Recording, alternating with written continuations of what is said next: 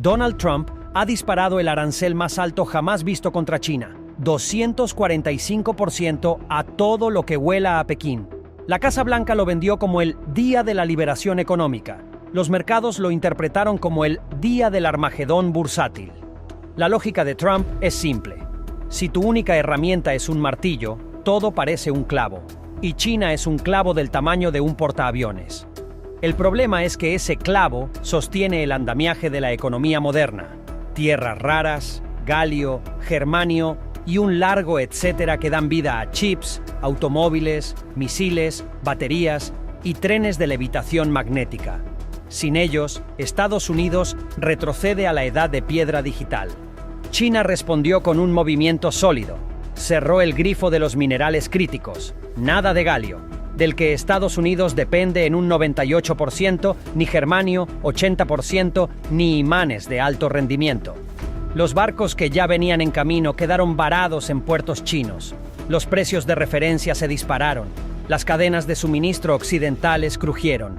Mientras Fox News celebraba que Trump ha ganado la guerra tecnológica, Pekín colocaba al Pentágono en jaque mate. Sin esos elementos no hay F-35, no hay satélites, no hay ventiladores industriales y sobre todo no hay chips ni autos eléctricos. Justo unas horas antes, Nvidia había anunciado una inversión de $500 millones para construir superordenadores de IA Made in USA en Texas y Arizona. Trump lo presentó como la prueba de que sus aranceles funcionan. La joya de la corona de los semiconductores volvía a casa. Pero los chips no se hornean con patriotismo, sino con galio, neodimio y disprosio. Y esos ingredientes siguen teniendo pasaporte chino. Así que las flamantes fábricas corren el riesgo de convertirse en bodegas vacías o, como bromean algunos analistas, en la tortillería más cara del mundo si no llega materia prima. Mientras la Casa Blanca agitaba su martillo, Pekín giró la tuerca en otro frente clave, la aviación. Ordenó a todas sus aerolíneas boicotear a Boeing y congelar la compra de piezas a cualquier proveedor estadounidense. Para una compañía que en 2018 vendía un cuarto de sus aviones en China y que aún tiene decenas de 737 MAX esperando la entrega, la decisión es un misil directo a la caja registradora. No solo se esfuma el cliente más grande del planeta, se prevén 9.000 aviones chinos en los próximos 20 años. Además, Boeing debe absorber sobrecostes porque el 60% de los componentes del 787 Dreamliner vienen de Japón, Italia o el Reino Unido, y ahora pagan un peaje arancelario extra de al menos 10%. La jugada de Pekín tiene doble filo. Por un lado, fortalece a Airbus, que ya suministra la mayoría de las flotas de China Southern y China Eastern. Por otro, da oxígeno a Comac, el fabricante chino que paso a paso va colando su C-919 en los cielos nacionales.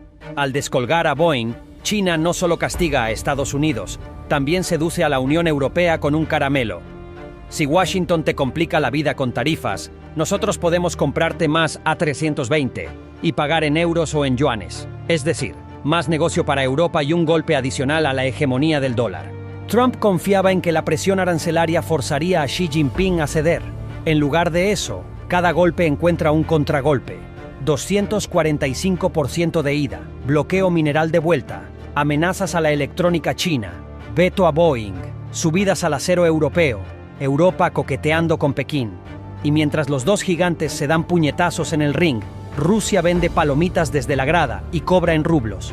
La moneda rusa acumula un 38% de revalorización frente al dólar desde enero, según Bloomberg.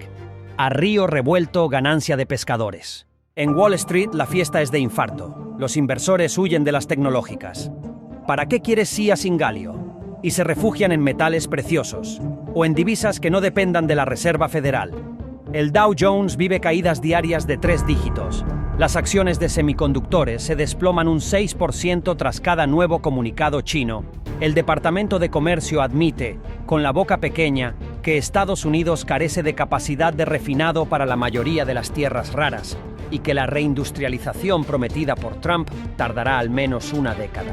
La Casa Blanca contraataca con la idea del reshoring robotizado, traer fábricas a casa y sustituir mano de obra barata por robots de última generación.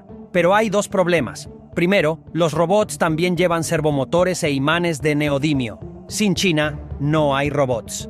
Segundo, El propio Morgan Stanley calcula que más de la mitad de la cadena mundial de componentes robóticos es China o pasa por China. Construir un ecosistema alternativo implicaría invertir fuera de Estados Unidos, justo lo contrario del eslogan America First. Los efectos colaterales ya se sienten en todo el planeta. Canadá y México, temerosos de quedar atrapados entre titanes, diversifican exportaciones. La Unión Europea, con la industria alemana al borde de la recesión, sopesa pactos paralelos para asegurar suministro de galio. Japón, que vio cómo se hundía su industria de imanes en 2023 cuando China cerró la llave por un mes, firma acuerdos express para no repetir la pesadilla. Y, en los pasillos de la OMC, la palabra desdolarización suena cada vez más fuerte. Si los chinos compran aviones en euros y venden minerales en yuanes, ¿para qué usar billetes verdes? En este tablero, Nvidia es el peón convertido en reina, o en rehén según se mire. Sus chips H200 son el corazón de la IA generativa, codiciados por Microsoft, OpenAI y medio Silicon Valley. Pero para fabricar su chip necesita galio, disprosio para los imanes de los servidores y terbio para los láseres de litografía. Sin esos elementos, la supuesta victoria de fabricar en Arizona se evapora. La empresa ya peina proveedores alternativos en Australia y Kazajistán, pero ninguno puede igualar la escala ni la pureza del material chino. Y montar refinerías nuevas costaría miles de millones y años de permisos medioambientales. Los voceros afines al presidente repiten que China no se atreverá a perder el mercado estadounidense. La realidad es que Pekín ha hecho sus cuentas. Puede absorber el golpe porque tiene 3,2 billones de dólares en reservas y porque el resto del mundo aún compra sus productos. Estados Unidos, en cambio, acumula 34,6 billones de deuda y ve cómo la inversión extranjera directa cae por tercer trimestre consecutivo. Cada subida arancelaria empuja la inflación al alza y obliga a la Reserva Federal a elegir entre subir tipos y matar el crédito, o imprimir más dólares y devaluar la moneda. Mientras tanto, Europa descubre que su enemigo comercial quizá no sea China, sino su viejo aliado. Trump rechaza un pacto de arancel cero con la Unión Europea y amenaza con un 20% recíproco. Bruselas, dependiente de las exportaciones para más de la mitad de su PIB, ve el abismo y escucha el canto de sirena de Pekín. Podemos comprarte más A350, más vino, más lujo y pagarte en tu moneda. El trueque Airbus-Galio se convierte en arma diplomática.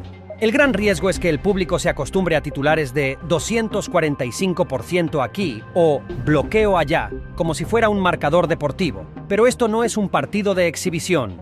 Son los cimientos de la economía global. Un suministro de galio cortado hoy significa menos resonadores de microondas mañana. Un veto a Boeing hoy implica menos empleos en Kansas y menos mantenimiento en Lima dentro de un lustro. Y cada punto porcentual que sube el dólar por la incertidumbre encarece la deuda de los países emergentes que nada tienen que ver con el pleito. ¿Crees que Estados Unidos se Fed, shall we? Well, it's happening again. President Trump is going scorched earth on the Federal Reserve and specifically on Jerome Powell, calling him always too late and wrong and saying his termination can't come fast enough. And honestly, can you blame him? The Fed has been dragging its feet while the European Central Bank has already cut rates 7 times. Meanwhile, Americans drowning in credit card debt, mortgage rates are still through the roof and they're going up again. And Jerome Powell is just like sitting there pretending that everything's fine. Now, Trump is making it clear Powell's days are numbered. The Federal Reserve isn't some neutral institution. Of course, it's a cartel of unelected bankers manipulating our economy and destroying the value of our dollar.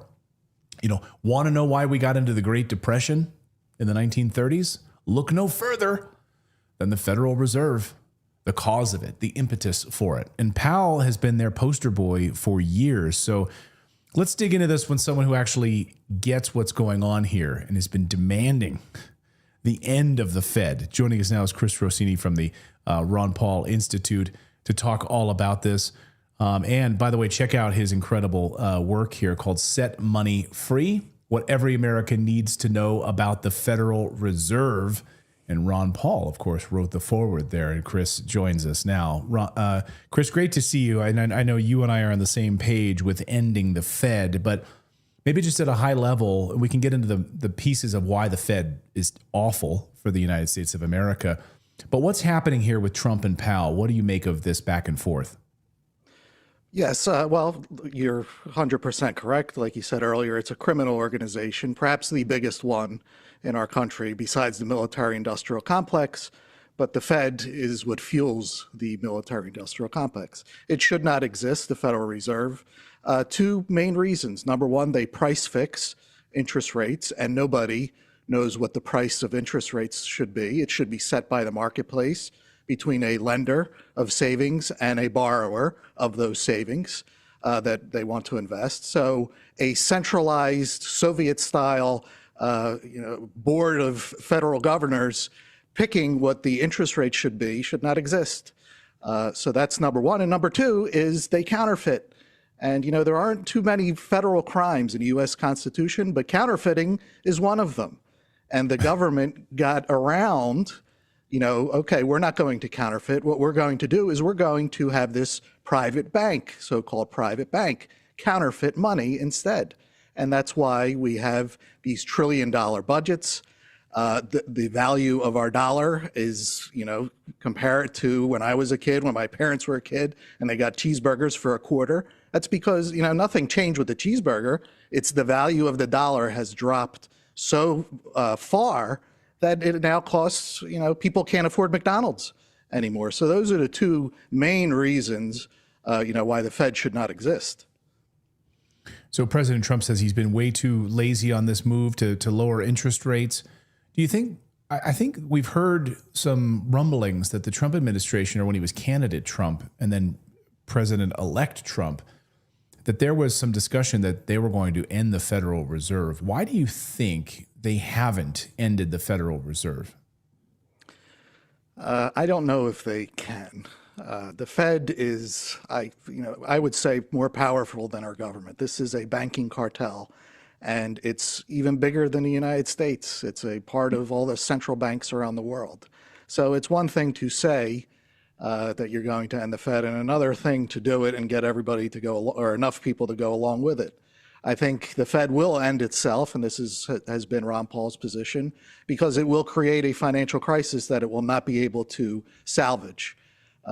So that'll probably bring the end of the Fed, because there will be no other choice, and it won't have to deal with politics.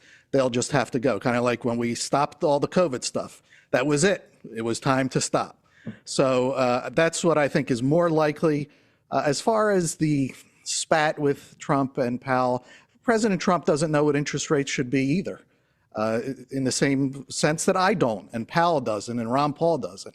Again, like I said, it should be set in the marketplace instead of one person decreeing, or certain people, that this is what the interest rate will be, and that ends up distorting the economy. When it comes to has Powell been doing the wrong things, I actually take the side that he has been right in how he has conducted. Again, this shouldn't exist, but when inflation is roaring, and it has been, we've been suffering for many years, you want interest rates to be up and perhaps even higher to help choke off that inflation. If he lowers interest rates, people are going to look at that and be like, oh, well, let's go get more loans. And the Fed will print money, and we're going to have even worse inflation. So this is a bad cycle that we're in, but more inflation is not what I want. I'm paying enough at the supermarket. The last thing we need is interest rates to go down, artificially again, and that'll just fuel further price rises in the future.